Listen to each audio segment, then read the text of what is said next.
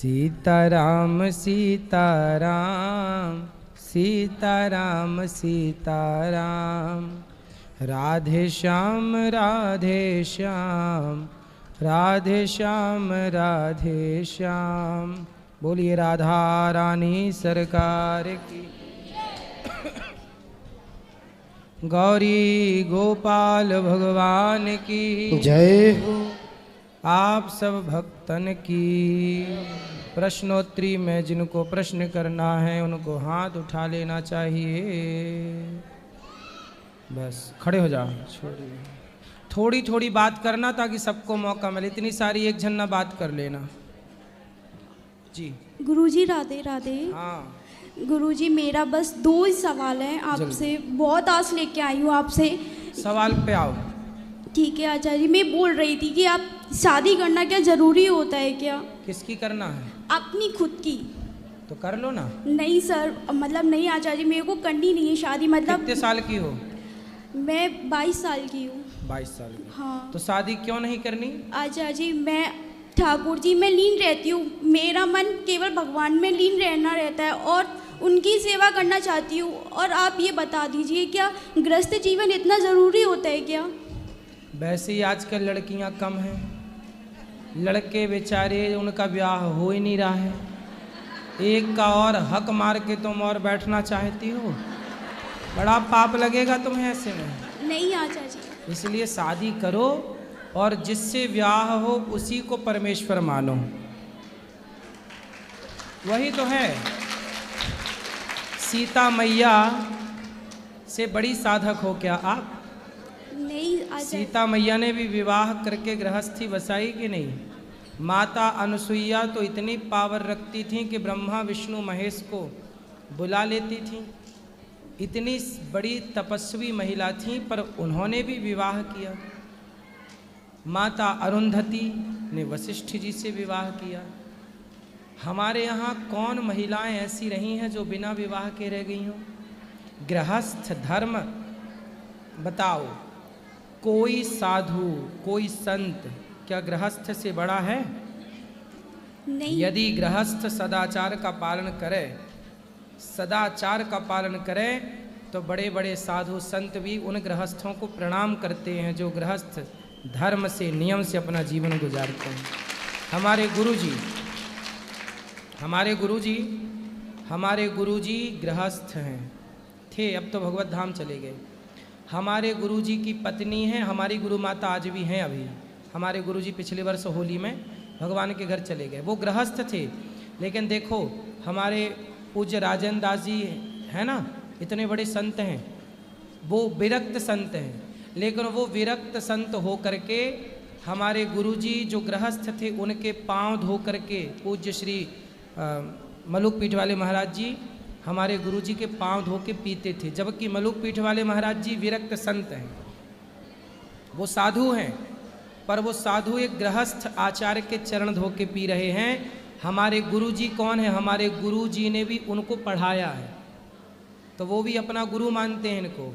और गृहस्थ में रह के कोई साधु संत रह के ऐसा क्या सदाचार का पालन करेगा जो हमारे गुरुजी ने गृहस्थ में रह के करके दिखाया है।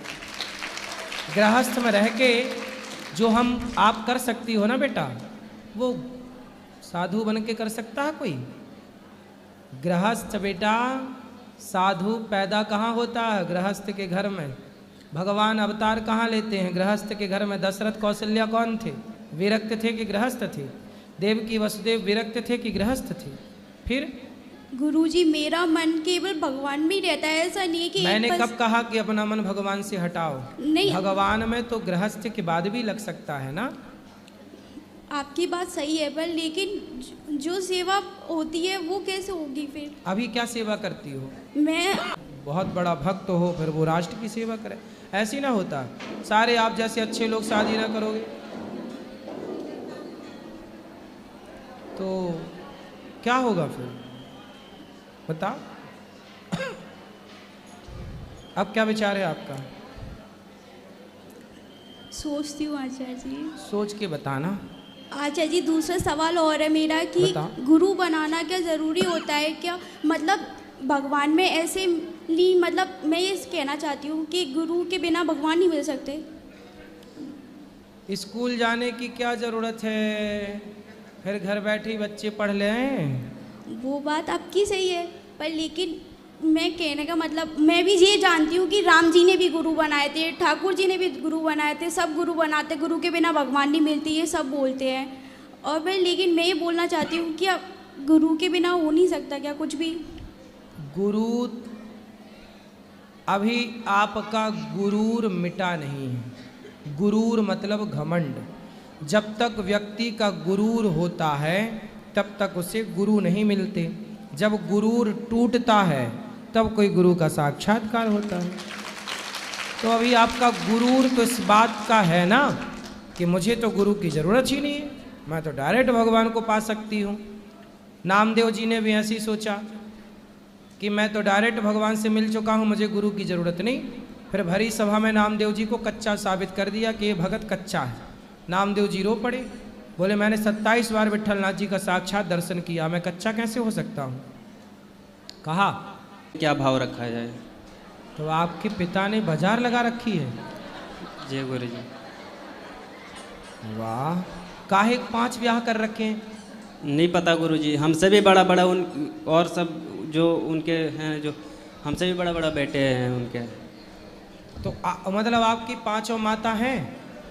हाँ, लेकिन घर से थोड़ा दूर दूर में है। तो ब्लैक में है कि वाइट में है? एक को तो देखा हूँ, फिर सबके घर जाते हैं। हमारे माँ, हम 5 भाई थे, एक भाई चले गए भगवत धाम बड़े वाले, बाकी हम 4 भाई एक बहन है। सबको माँ फल बेच करके सबको बड़ा किए हैं। तो आपके जो और माँ के जो भाईजन हैं वो आपसे मिलते हैं? नहीं गुरु जी। तो आपको पता भी है कि आपके और कितने भाई हैं? एक का ही पता है, जो घर के बगल में रहते हैं उनके। और आप अपनी माँ को बहुत प्यार से रखो, बहुत सेवा करना, उसकी आंखों में आंसू ना आए, और अपने पिता को भी कहीं मिले तो पितावत ही व्यवहार करना। ठीक है गुरुजी, एक और प्रश्न है कि हमारा भाई अभी, जैसे भाई का ना बच्चे थे पेट में छोटा सा, तो वो ख़राब हो गया था।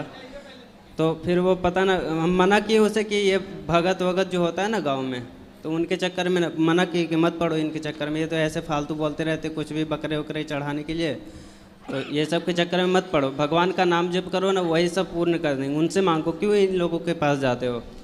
तो फिर बड़े भाई कह रहे कि नहीं, वहाँ पे ऐसे उसे गछ दिए हैं ऐसे, तो बकरे, तो वो हमसे पैसा मांगे कि ये चापाकल जो होता है ना वो, कि वो लगवाने हैं, तो तुम हमको पैसा दे देना, कुछ पैसे। किसी की हत्या के लिए सहयोग ना किया करो कि बकरा काट के गुरुजी हमें डर भी लगता है कि क्या पता वो चापाकल में लगाए ना लगाए। शराब भी पीते हैं, मांस भी खाते हैं। देखो, किसी शराबी को, किसी मांसाहारी को इस तरह से आप बिल्कुल सावधानी पूर्वक जो पैसा कमाओ अपने पास रखो, अपने लिए अच्छी प्लानिंग करो। जी गुरुजी। पैसा कमा के किसी को दो मत, लोग खा जाते हैं वापस करते ही नहीं। इसी के चलते डर लगता है गुरुजी कि भाई है तो फिर भी इच्छा नहीं होता कि दे कि ना दे, दुरुपयोग करते। भाई ले लेते हैं, बाद में तुम्हें फिर कुछ मांगो, तुम्हारे दिए पैसे मांगो तो फिर वो मुंह बनाते हैं। इसलिए मेरा मानना है पैसे मना कर दो सीधा, एक बार बुरा लगेगा ना, पर दे दोगे ना, और देने के बाद जब बार बार मांगोगे तब रिश्ते जरूर टूट जाएंगे।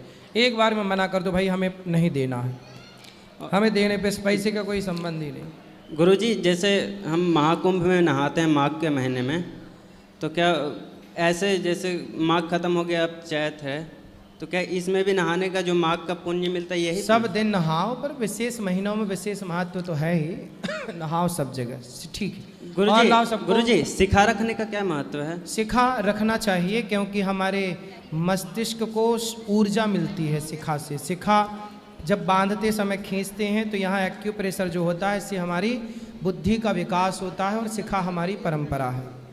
गुरुजी राधे राधे। जी गुरुजी, मैं आपको बहुत बहुत धन्यवाद देना चाहती हूँ। किस लिए? गुरुजी, जब से मैं 4 साल से आपके उसमें आई हूँ, मैंने आपसे गुरु मंत्र भी लिया है, मेरी ज़िंदगी बदल गई। अब मुझे कुछ किसी चीज़ की इच्छा नहीं है, बस यह है कि भगवान की भक्ति में लगी रहूँ बस। अच्छा। और मुझे प्रभु ने इतना अच्छा परिवार दिया, मेरी बहू, बेटी, दामाद, पति सब बहुत अच्छे हैं, मेरा पूरा सहयोग करते हैं। और जो मेरी इच्छा होती है मैं गौरी गोपाल में ये करूँ, मैं कहती हूँ कि मेरा दूसरा घर वृंदावन में गौरी गोपाल है, तो वो पूरा करते हैं। वाह, बहुत तो मैं अच्छी बच्ची उनको है। भी मंच के द्वारा सबको धन्यवाद देना चाहती हूँ, अपने परिवार को भी। सुखी रहे आपका राधे परिवार। राधे गुरु जी। और आप गुरु भी जी, सुखी रहे। एक मेरी गुरु बहन है, वो आ नहीं पाई, स्वस्थ नहीं है, वो आगे आना चाहती हैं, उनके लिए राधे राधे बोल दो। मीनाक्षी जी हैं। बिल्कुल, राधे राधे मीनाक्षी जी को। इस तरफ ले आओ माइक, खड़े हो जाओ, सब बैठे रहना, खड़े ना होना मेरी माँ। बोलो राधे राधे गुरुजी। जी। सबसे पहले तो जितना आपका बिजी शेड्यूल है, उसके बाद भी आप इतने मुस्कुराते हुए आते हो, उसके लिए hats off Guruji. Thank you, हाँ थैंक यू। जी। और गुरुजी, Thank मेरा एक क्वेश्चन ये है जी। कि जो अच्छा सोचता है, अच्छा करता है, उसके साथ हमेशा ही बुरा होता है, लोग उसको हमेशा ही बुरा सोचते हैं, क्यों? प्रश्न ही गलत है। क्यों गुरुजी? ये प्रश्न इसलिए गलत है क्योंकि हमने जब आपके साथ अच्छा किया, पर गुरुजी वो बहुत स्ट्रगल करते हैं, जो अच्छा सोचते हैं वो बहुत स्ट्रगल करते हैं। सब प्रकार से आप सबकी व्यवस्थाओं के साथ आपको भरपेट भोजन मिले, ये मेरी नीति है। नीति के तहत मैं आप सबकी सेवा करता हूँ। नीति क्या है? देखो, नीति का मतलब है व्यवस्था। नीति क्या है? आपकी नीति अच्छी है, मतलब आप एक सुलझे हुए व्यक्ति हैं, आप एक अच्छी प्लानिंग करते हैं। गौरी गोपाल में जो आपको भोजन मिलता है, आपको क्या लगता है इसके पीछे की जो प्लानिंग है, हाँ जी गुरुजी। वो प्लानिंग को मैं नीति कह रहा हूँ। हाँ जी। वो नीति है कि प्लानिंग, कितने बजे हमारे कार्यकर्ता तैयार, आप लोग आते हो, आपको पका पकाया भोजन मिल जाता है, लेकिन वो पकाने के लिए जो टीम है, समय से पहुंचाने की टीम है, बांटने की टीम है, गरम गरम ही रहे, ठंडा ना होने पाए, इसकी जो मेरी नीति है। और उस नीति में भी आपने देखा होगा कि दाल चावल सब्जी रोटी है। मैं चाहूँ तो 40 रुपया किलो का चावल आपको खिलाऊं, लेकिन जो आप खा रहे हैं बासमती खा रहे हैं, जो कि 80 से 90 रुपये किलो का चावल है।